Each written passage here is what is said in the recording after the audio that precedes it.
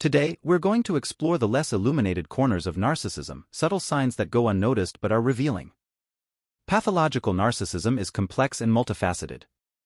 Beyond grandiosity and attention-seeking, there are nuances that are often overlooked. Let's discover them together. Number 1.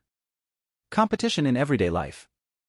Competition in everyday life is one of those subtle traits of narcissism that might go unnoticed at first but, over time, reveals a lot about a person's nature.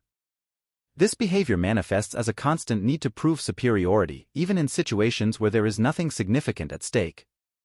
We're not talking about formal competitions or situations where you would normally expect a competitive spirit. This refers to daily life, where interactions should be based on sharing and collaboration, rather than winning or losing. Imagine, for example, a casual conversation about movies. For most, it would be an opportunity to share tastes, recommend movies, or simply enjoy a friendly exchange. However, for someone with narcissistic tendencies, even this dialogue becomes a battlefield where they must prove they have the deepest knowledge, have seen the darkest movies, or understand the art of cinema better than anyone else. It's not merely sharing an opinion, it's a need to prove that their opinion is superior. This competitiveness can extend to any aspect of everyday life, from being the most knowledgeable about wines at a dinner to insisting that their way of solving an everyday problem is the only correct one. The key here is not the exchange of ideas or the diversity of thought, but an underlying need to assert themselves as better, more informed, or simply superior at all times. What makes this behavior particularly subtle is that it can be disguised as confidence or having high standards. It can be easy to mistake it for someone passionate about their interests or simply eager to share their knowledge. However, the crucial difference lies in the intention and impact. While genuine passion unites and expands conversations, narcissistic competitiveness reduces them to a battle of egos, where the goal is not to share or enjoy, but to win. This desire to win conversations, to have the last word, reveals an underlying vulnerability, self-esteem that depends on external validation and constant recognition of their supposed superiority. This trait, though less obvious than open grandiosity or the need for attention, is equally revealing of the core of narcissism. Competition in everyday life is not simply a habit, it's a sign of how a person views relationships and the world around them, not as an opportunity to connect, but as a stage where they must always emerge victorious. Number 2.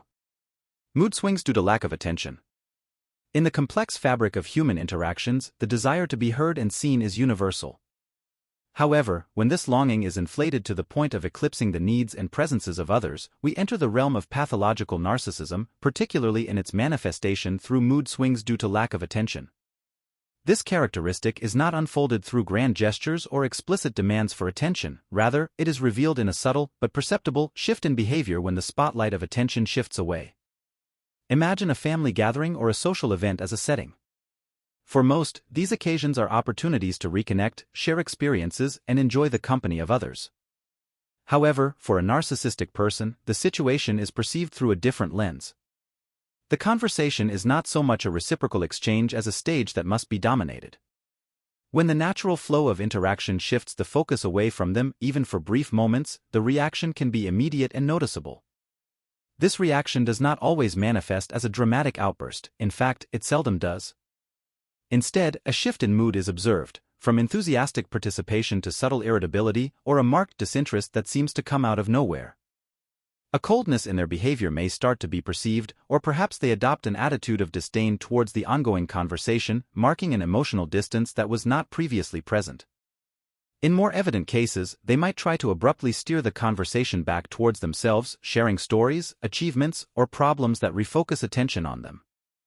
This mood swing due to lack of attention is revealing for several reasons. Firstly, it underscores the narcissist's dependency on external validation and constant admiration. It's not simply that they want to be part of the conversation, they need to be its axis. Secondly, it shows a lack of emotional resilience and an inability to value reciprocal exchange and the pleasure derived simply from being with others. The conversation, for them, is not so much about the content or connection, but about the role they play in it. Finally, these mood swings reflect an underlying fragility in their self-esteem. Though they may project confidence and control, the reality is that their sense of worth is inextricably linked to how they are perceived by others. When they feel that perception is threatened, even by the natural dynamics of a group conversation, they respond with negative emotions. Number 3. Interest in relationships for convenience. In the vast spectrum of human relationships, genuine interest and emotional connection are pillars that sustain enduring bonds. However, a distinctive feature of pathological narcissism is the way relationships are primarily seen through a prism of convenience and utility. This perspective not only redefines what it means to be connected to someone but also reveals a fundamentally different understanding of the worth and purpose of relationships. This dynamic of drawing intensely close to someone when there is a need and withdrawing once it is satisfied can initially disguise itself as interest or even genuine affection. At first, the intensity with which the narcissistic person seeks and maintains the connection can be overwhelming, and for the receiver, it often feels flattering and deeply personal. It seems they have found something unique in you, something worthy of their immediate and complete attention. However, this interest is not rooted in an appreciation of who you are as a person but rather in what you can offer them at that moment. It could be emotional support, social connections, a boost to their ego, or even more tangible resources.